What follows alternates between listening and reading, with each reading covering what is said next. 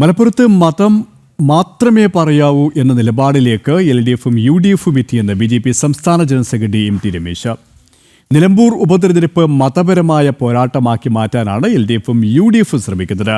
അതുകൊണ്ടാണ് ഈ തെരഞ്ഞെടുപ്പിൽ മതമൗലികവാദ സംഘടനകളെ കൂട്ടുപിടിച്ച് ഈ രണ്ട് മുന്നണികളും തെരഞ്ഞെടുപ്പിനെ നേരിടുന്നത്.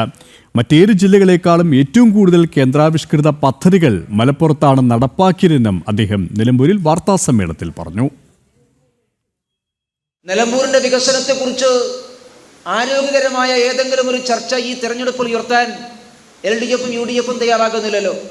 ആ പ്രശ്നം ഉയർത്തിയാൽ രണ്ടു കൂട്ടരും പ്രതിക്കൂട്ടിലാകും എന്നവർക്ക് നന്നായിട്ടറിയാം. അതുകൊണ്ടാണ് ഈ തെരഞ്ഞെടുപ്പിൽ മതമൗലികവാദ സംഘടനകളെയും തീവ്രവാദ സംഘടനകളെയും കൂട്ടുപിടിച്ചുകൊണ്ട് ഈ മണ്ഡലത്തിലെ ബഹുഭൂരിപക്ഷം വരുന്ന മുസ്ലിം വോട്ടുകൾ ലാക്കാക്കിക്കൊണ്ടുള്ള നഗ്നമായിട്ടുള്ള വർഗീയ പീഡന രാഷ്ട്രീയത്തിന്, മതാത്മക രാഷ്ട്രീയത്തിന് ഈ രണ്ട് മുന്നണികളും തയ്യാറാകുന്നത്. വികസനത്തിൻ്റെ രാഷ്ട്രീയത്തിന് പകരം മതാത്മക രാഷ്ട്രീയം കൊണ്ടുവരാനാണ് UDF ആയാലും LDF ആയാലും പരിശ്രമിക്കുന്നത്.